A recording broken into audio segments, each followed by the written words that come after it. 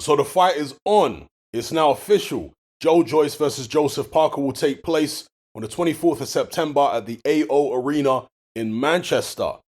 Now, they've had a snap press conference. I say a snap press conference because we weren't made privy to it until when? Yesterday, and even then it was only a rumor. I have to imagine the two teams knew that the press conference would take place today several days in advance. In any event, I quite liked what I saw at this press conference. I quite enjoyed it. There was a bit of needle there. There was some back and forth. Not that much between the two fighters, but between the two camps.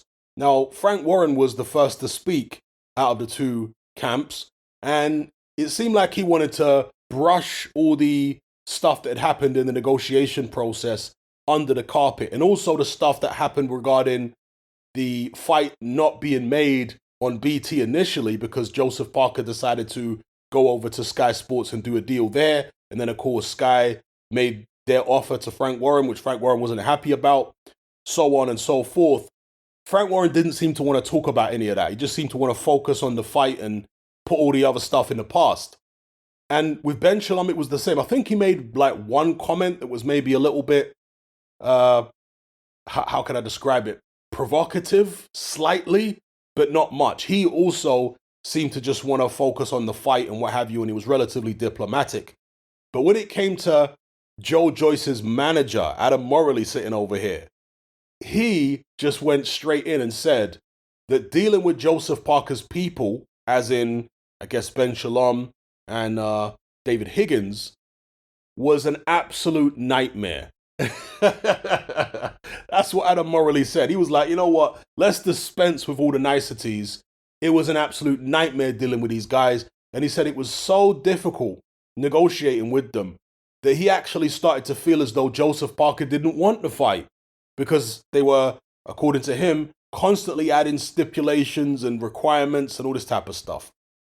Whatever the case may be, Joseph Parker responded, and he was going back and forth with, I'm not sure if he was going back and forth with Adam Morley, but he was certainly going back and forth with Frank Warren. He claims that Frank Warren actually not necessarily reneged on the deal, but he changed the deal. He said that he couldn't offer Joseph Parker the same deal that he initially did for the Joyce fight. And Joseph Parker said that's the reason that he didn't go ahead with it and went over to Sky and did his own thing. Frank Warren, of course, denied it, and they were going back and forth. It all got a little bit heated. It even got a bit heated between Frank Warren and Ben Shalom. I mean, more so from Frank Warren's side, because he kept on saying, you never had anything to do with the negotiations, Ben. You weren't there. You don't know what you're talking about. I thought that was a little harsh from Frank Warren to just be so belligerent like that towards Ben Shalom. But what do you expect? Frank Warren is like that. That's who he is. Ben Shalom didn't really take the bait. He tried to stay as diplomatic as possible. And Ben Shalom has always said that he doesn't want to go back and forth with promoters publicly. And he kind of stuck to that in this press conference. So, yeah, there was a little bit of bad blood there between the two teams. Apparently a difficult negotiation, but they managed to get it over the line. The fighters themselves, I mean, Joyce and Joe Parker are not the greatest talkers in the world. But with that being said, they did muster up some type of trash talk between the pair of them. A little bit of needle. Obviously, Joyce saying he was going to knock Joseph Parker out. Parker saying he's got the skills and Joyce won't be able to hit him, and etc., etc. So, yeah, anyway, I'm glad the fight is over the line. I quite enjoyed the press conference.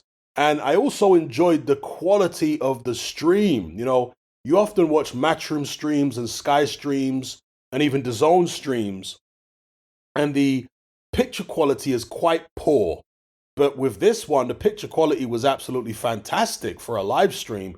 Really impressed with BT Sports picture quality here. I know it's not really a big deal to most people, but nevertheless, I was impressed by it. I thought they did a really nice job with the visuals. It looked really, polished and what have you. So let me know what you guys think in the comments below about this fight now being made.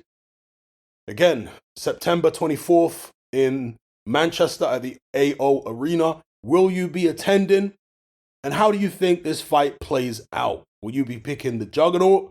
Or do you think that Joseph Parker will be too slick and too quick for the big man from Southwest London? Let me know what you think in the comments section below. In fact, to finish off, regarding the apparent bad blood between the two teams, I know some people are going to say that it's all staged and that there really is no bad blood. And if there was any bad blood, they're just exaggerating the severity of it to sell the fight, right? You know, to help the two fighters because they're not the most talkative guys. They're not the best at trash talk. So some people are going to say that this was contrived by the two teams to make it look like there's far more tension between the two camps than there actually is. And I guess that's possible. These things do happen in boxing because at the end of the day, it's pay-per-view and they want to sell as many as they can. And so if the fighters are unable to muster up the trash talk necessary, then the two teams are going to have to do it. So I don't dismiss that possibility at all.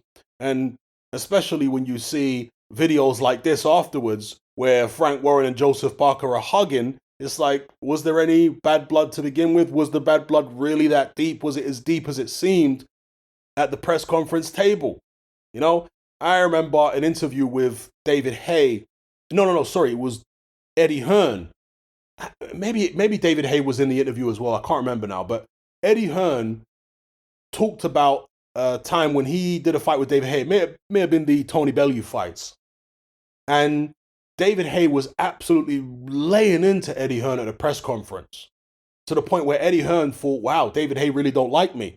And then after the press conference, some hours later, David Haye called him up and said, you did really well at the press conference. As if to say, that was a good performance you put on, you know, going back and forth with me, doing the beef and all that type of stuff. Really good performance.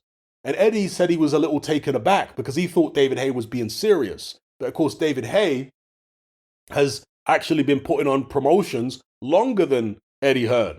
Right? People forget that. Eddie Hearn came into the game, the first time he promoted a fighter was Audley Harrison against David Haye. Right? David Haye had been doing his own shows a long time prior to that. So he was a bit more hip to the game and how it works.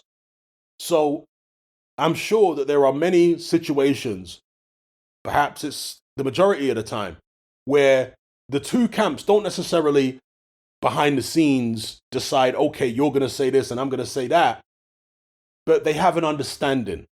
They're like, look, it's a pay-per-view. We have an understanding. We're trying to sell as many as possible. You know, they got a twinkle in the eye and a bit tongue-in-cheek, but we're going to try and sell it to the public and make it look as serious a beef, as serious a issue between the two camps as possible. They have this understanding and then they go in to the press conference and absolutely lay into each other and make it as authentic as they can. But again, after the cameras stop rolling, they're down the pub or whatever, you know, or at least congratulating each other on phone calls like David Haye with Eddie Hearn and whatnot. Maybe that's the situation here, you know, if you want to be a bit cynical. Whatever the case may be, I enjoyed it nonetheless. Whether it was a little bit hammed up to try and sell pay-per-views or not, I quite enjoyed it. Let me know what you guys think in the comments below.